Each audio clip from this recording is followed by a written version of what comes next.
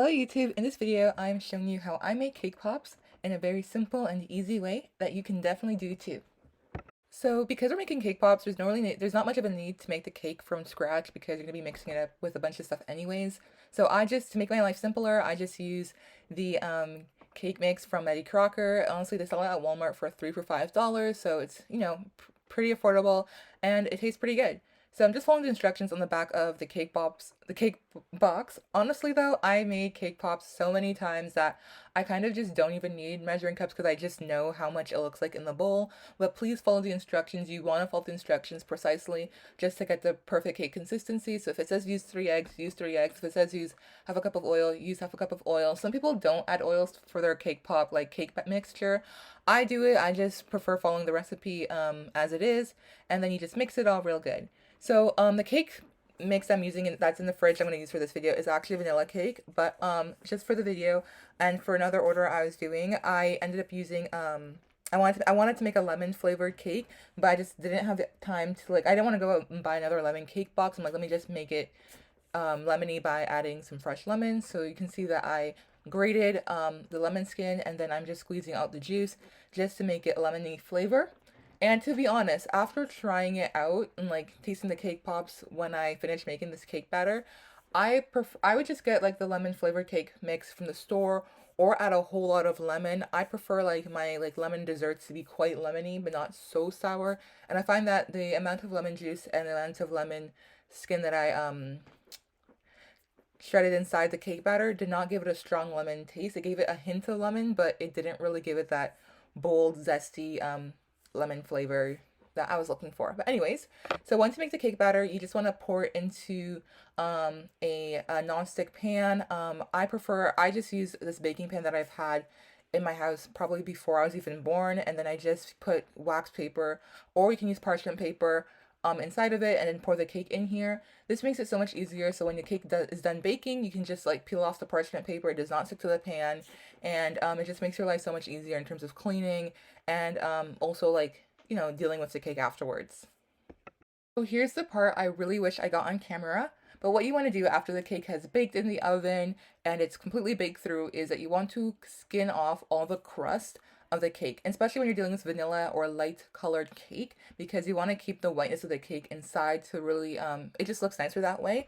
So I cut off all the crust from the bottom, top, and sides of the cake, and then I just broke it down into crumbs, and then I put it in the fridge for a day. You can put it overnight. You can put it overnight in the fridge if you would like to, but honestly, putting it in the fridge for 2 or 3 hours after the cake has cooled down gives it a nice, it makes it easier to work with, and it just lets the cake settle quite well, because when the cake is still hot, it's just not as easy to work with.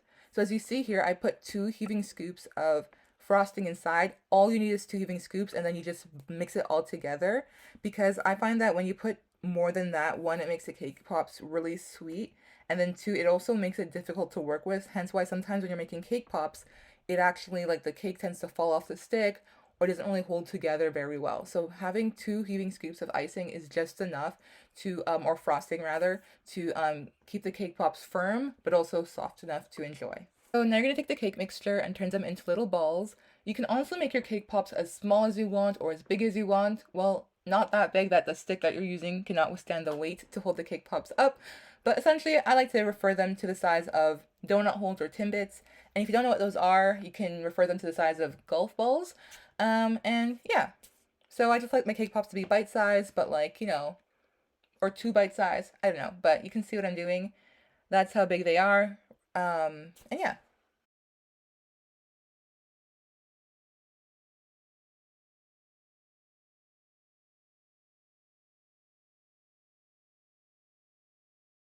So with the cake mixture I ended up making about 14 cake pops, and you can see that really tiny one, which was just extra. And I'm putting them in the fridge so they can just set in place into their shape. And while I do that, I'm preparing my decorating station. Here I'm showing you all the candy melts that I use typically when making cake pops. You can see there is the one in the bag, which is from Bulk Barn under the brand Merkin. Then the blue one you see is from the brand Meltums, which I usually get at Walmart. And then Meltables by the Sugar Tooth Fairy, which I get at Michael's. For me, it depends on the color and the convenience. The ones from Walmart are the most cheapest. The ones from Michael's can be cheap when they're on sale, but honestly, I've witnessed the price go up within over the course of a year from $3.99 to $4.99 and now to I believe $5.99 for these candy melts, which is honestly so frustrating because they're so expensive as it is, and not candy melts don't really go a long way. Like one bag can be enough for like a dozen items, and that's it. But anyways, as you see, I am just microwaving them. You have to microwave them to your discretion. Everyone has a different power of microwave. So for me, I say start off slow with like 30 seconds, maybe do a minute, and then mix it around, like thoroughly mix around the meltums, or sorry, the meltables or the candy melts rather. And then once you really mix them, that's when you can really see the consistency. Candy melts are not like chocolate. They do not have a really thin consistency. However, they work better than chocolate because they're strong and they really do a good job holding the cake to the stick when making cake pops. So what we want to do to thin them down is by using a vegetable shortening or a something called lard. This helps thin out the cake mix when you not the cake mix, like melt the candy melts when you're melting them, making it easier to dip your cake pops and decorate them as well. So another reason why I really emphasize using lard or shortening to, thin out your candy melts is because you cannot use any other liquid. I have to really emphasize this because I made the mistake really early on into my cake pop making career. Using any other liquid will, I hate to say it, damage the candy melt, and you cannot use it ever again for decorating. You can use it to maybe just eat as a snack, but it will just damage and ruin the candy melt. You have to use a lard or anything that's oil based to thin out your candy melts to make them easier for dipping and decorating.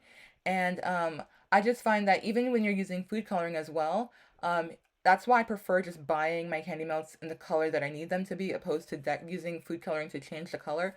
Mainly because, like I mentioned before, you cannot add any liquid whatsoever into your candy melts. Even your spoon has to be dry. You cannot have any water or liquid onto them.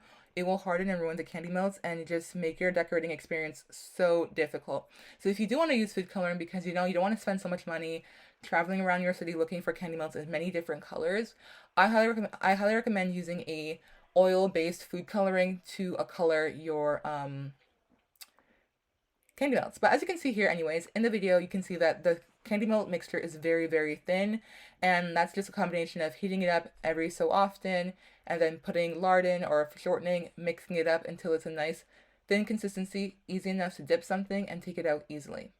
So as you can see here, I'm taking my candy sticks, and I got these from my local dollar store, and I'm just dipping it in the candy melts, and then placing it into the cake pop.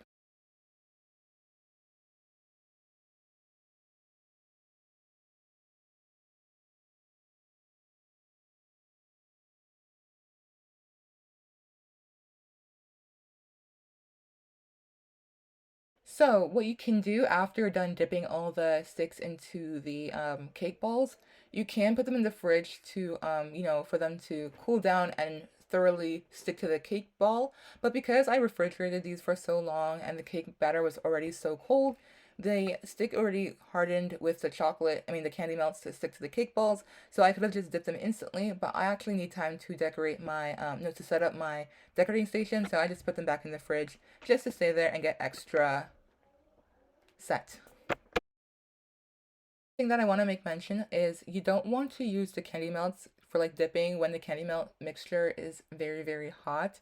You want it to cool down, but not so cool that it becomes hard again. But while it's still as liquidy as it can be, just let it cool down for like at least 2 to 3 minutes, even 5 minutes if you can, just so when you're putting the cold cake pop into the candy melt, it doesn't like when it doesn't crack, like the shell, like for example that blue part that you're seeing right now does not crack because of the hot candy melt and the cold cake ball, if that makes sense. But yeah, as you can see here though, I am dipping the cake pops into the candy melts.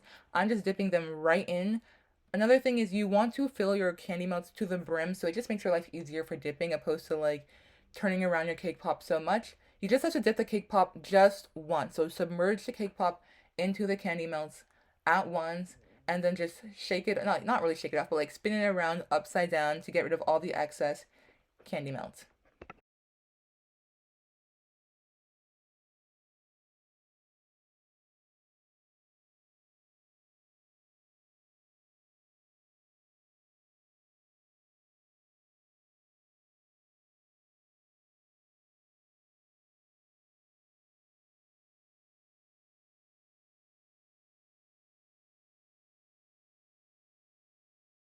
Once your cake pops are nice and dipped and decorated, you want to put them right into the fridge so they can dry and set in place.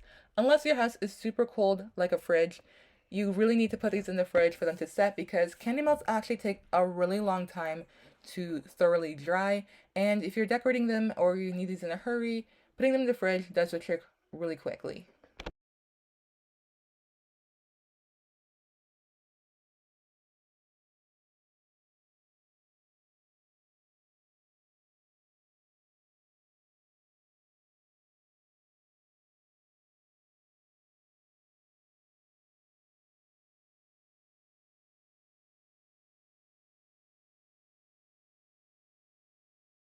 So as I'm wrapping up my final cake pops for dipping, I'm getting ready to decorate the outside. I'm just decorating them with the same color I used to dip them. So I'm taking a like little sandwich bag and I'm pouring the excess candy melts from dipping into the bag, and I'm going to use this as my little makeshift piping bag. So I'm just putting in a glass cup to make my life easier. So as you can see, I'm closing the Ziploc bag, and then I'm going to cut the very pointy part at the end and use that to decorate my cake pops. I'm doing a zigzag shape on it, or like little stripes, and this makes it just adds such a nice cute, like, detailing to the cake pops. And as you can see, it just adds so much like funness to the very plain green cake pop I had. And then to add some more decoration, I'm taking some green sugar sprinkles and I'm just sprinkling that all over the little stripes I made. And in these next few clips of me decorating these cake pops, I just want to make it mentioned or make it known that this is a process and a matter of practice. Practice makes perfection, practice gives you confidence, and you're not going to get it right the first try. Unless like you're super good at like baking and decorating. This is honestly something that's quite difficult and time consuming, and it's also really pricey. I'll make it mention that making cake pops are not cheap. You can make cupcakes for way cheaper and much, much more easier. But K-pops are just such a fun party favor that make amazing gifts, and you can really start a great little, self-owned business by doing this. And it took me months to get confident making cake pops. I used to take almost the entire day just to make 24 cake pops, where now I can get this done within 3 hours, even less. So practice makes perfect. You're not going to get it right the first try. And also, cake pops are, like I said before, a bit of an investment too. Like they're quite costly to make, like making candy melts and getting decorate. Even sprinkles are so pricey. Like when you go to the store, you buy like a little container of sprinkles. They cost almost like not like you'd be lucky to get them for $5 here. So honestly, practice makes perfect, but here are the finished results. I really hope you enjoyed this video. Let me know if it was helpful and if you want to see any more decorating and baking videos as well. Snapping 1, 2